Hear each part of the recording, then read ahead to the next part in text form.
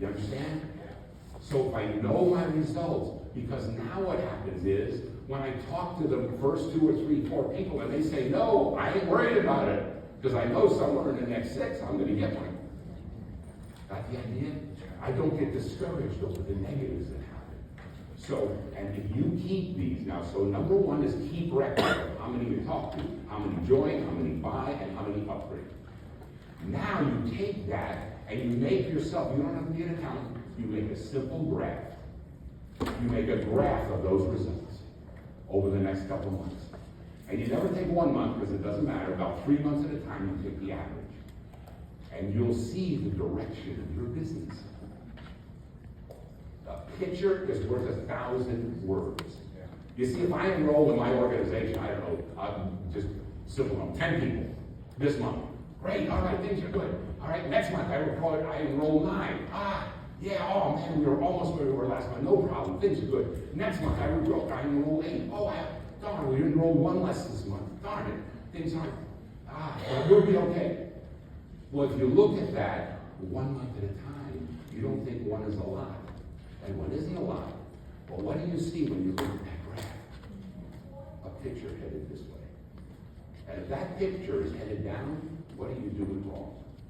You can correct what it is. What did you change 3 months ago that got this moving down? What did you change 6 months ago that got that picture moving down? That's how we run our businesses. I mean, it's that simple. You got to look at the metrics and say, where am I and what's happening? And if you look at it as a picture and then say, wait a minute, when I was doing X, Y, Z, this thing was going forward. Now that I'm doing A, B, C, it's been going backwards. Maybe I ought to get back to X, Y, Z. Does that make sense? Yeah. Record ideas. Make graphs. Here's the next area. I can't talk any faster, so you got to listen fast. Okay. Delegate. Key. People get so off track on this. Right? Human beings allow minor things to turn major. They allow little problems in their life, little discouragements, little disappointments, little disadvantages to change their lives. Right? They major in minor things. Stop majoring in minor things. What's that mean? Okay, you say, well, wow, you're telling me 80% of my time I got to use for enrolling. Oh man, but you don't know, I got all these things to do. I got kids to do. I got to pick up my clothes from the cleaners. Why are you picking up your clothes from the cleaners? Get your kid to do it. In the time it takes you to drive to the cleaners and pick it up and drive home, how much time is that? I don't know, 15 minutes? Half hour? How many calls could you have made in that half hour? How many new people could you have talked to in that half hour? Get someone else to pick them up. Say, well, I gotta mow the lawn, the lawn. Are you kidding me? The lawn takes you an hour to mow, and you can pay a kid down the street $20 and they'll mow it for you? How many people could you talk to in that 1 hour that you were mowing the lawn? Now, if you're doing it for exercise, I'll buy that.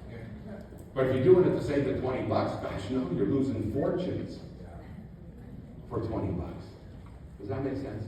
And there's a ton of areas like that you could think of where you could, for a few pennies, you could save hours of time. And if you use that time to build your business, it would be magic. Does that make sense? Yes. Delegate work. Here's the next area. Tools. You need some tools, just like a carpenter needs hammers, saws, wrench, whatever. Right? You need tools in this business. These are some that changed my life, and I mean this 100%. See this thing, goat binder.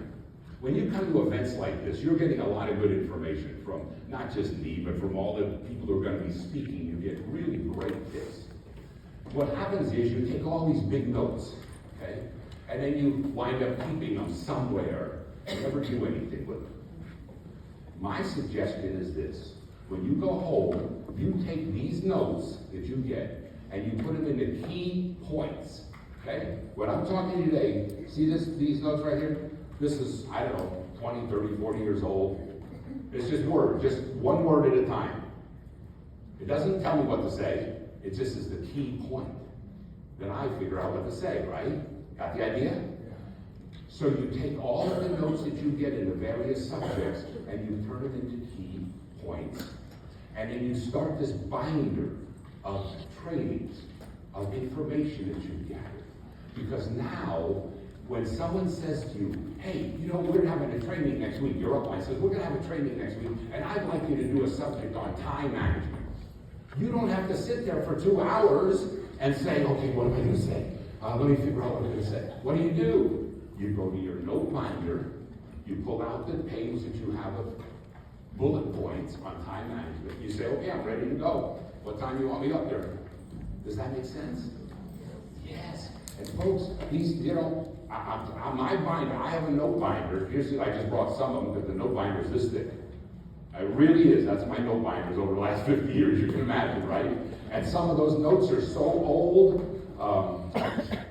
Here's one, just grab you one. Look at that. Can you see that? How old do you think that thing is?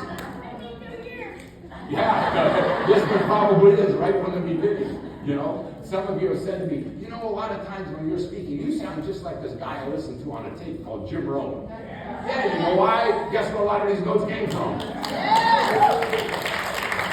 didn't invent this stuff, folks. I'm not smart enough to do that, but I'm a good copier.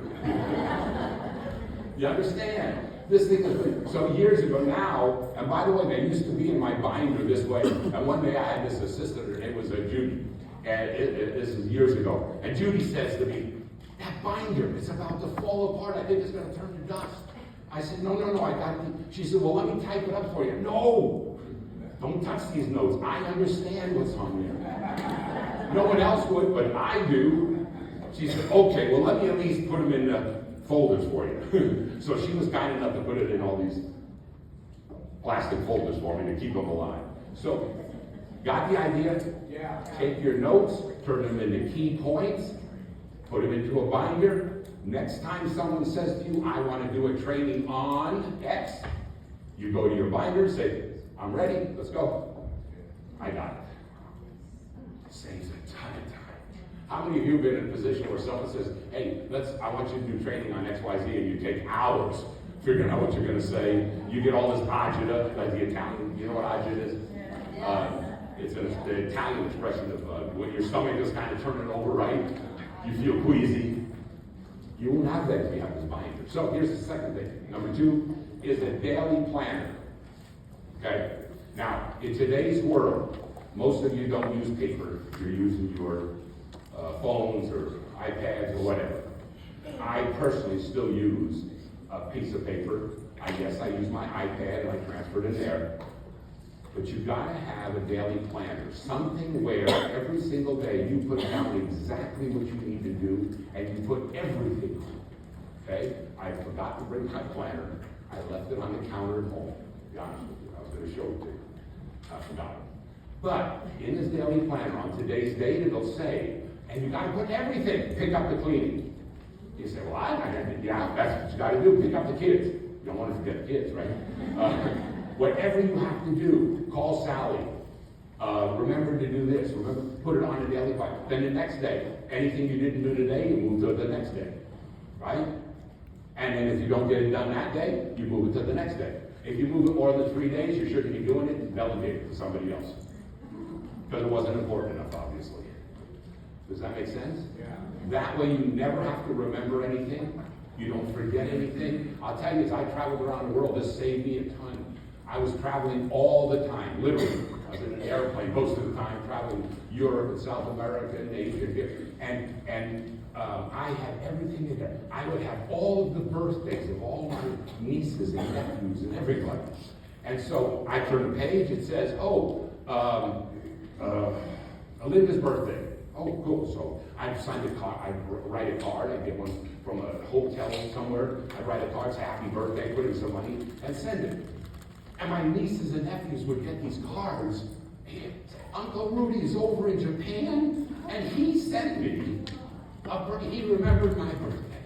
Now how's that make them feel? Fantastic. Did I remember it? No. Did I get credit for it? Yeah.